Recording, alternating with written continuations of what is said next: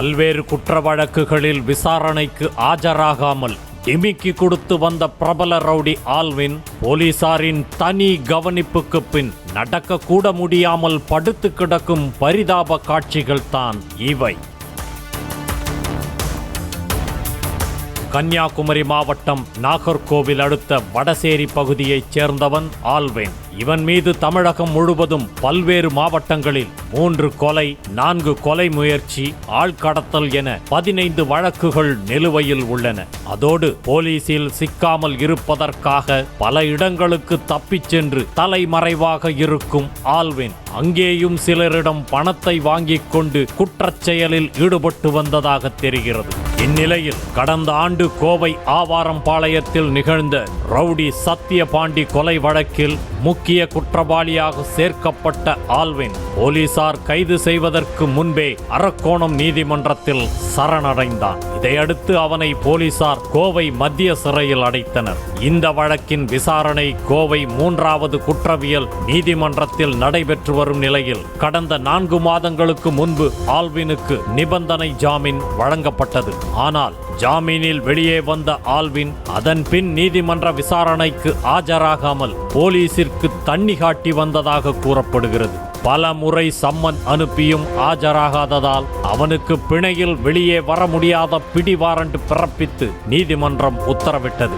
அதன் பேரில் பீளமேடு காவல் நிலைய உதவி ஆய்வாளர் கார்த்திகேயன் தலைமையில் தனிப்படை அமைக்கப்பட்டு ஆல்வினின் கூட்டாளிகள், குடும்பத்தினர் என பலரிடமும் விசாரணை மேற்கொண்ட போலீசார் அவனை வலை வீசி தேடி வந்தனர்.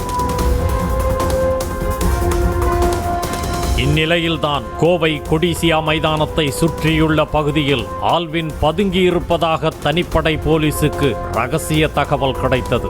அதன் பேரில் அதிகாலை 2:30 மணிக்கு கொடிசியா பகுதிக்கு சென்ற போலீசார் ஆல்வின் பதுங்கியிருந்த இடத்தை சுற்றி வளைத்தனர். அப்போது போலீசாரை கண்டதும் தப்பி ஓட முயன்ற ஆல்வினை தலைமை காவலர் ராஜ்குமார் மடக்கி பிடித்தார். ஆனால் தன்னை பிடிக்க வரும் காவலர்களை தாக்கிவிட்டு தப்பிப்பதை வழக்கமாக கொண்டிருந்த ஆல்வின் அதே பாணியில் தான் மறைத்து வைத்திருந்த கத்தியால் காவலர் ராஜ்குமார் கையில் வெட்டிவிட்டு எஸ்கேப் ஆக முயன்றதாக கூறப்படுகிறது.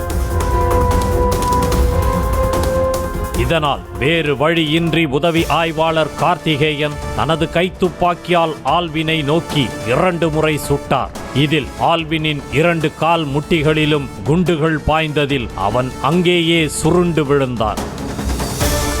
இதையடுத்து போலீசார் அவனை கைது செய்து ஆம்புலன்ஸ் மூலம் கோவை அரசு மருத்துவமனையில் அனுமதித்தனர். அதேபோல் ஆல்வின் தாக்கியதில் காயமடைந்ததாக கூறப்படும் தலைமை காவலர் ராஜ்குமாரும் மருத்துவமனையில் அனுமதிக்கப்பட்டார். இதற்கிடையே சம்பவம் தொடர்பாக விளக்கமளித்த மாநகர காவல் ஆணையர் பாலகிருஷ்ணன் தற்காப்புக்காகவே துப்பாக்கிச் சூடு நடத்தப்பட்டதாக கூறினார். மேலும் கடந்த வருடம் நடந்த சத்தியபாண்டி கொலைக்கு பழிவாங்க சிலர் தீட்டியிருந்த சதி திட்டமும் இதன் மூலம் முறியடிக்கப்பட்டதாக கூறினார்.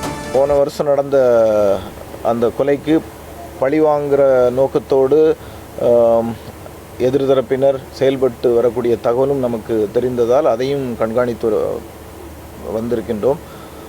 தொடர்ந்து கண்காணிப்பு செய்து வந்ததன் பலனாக அது மாதிரி எந்த ஒரு நிகழ்வும் நடைபெறவில்லை.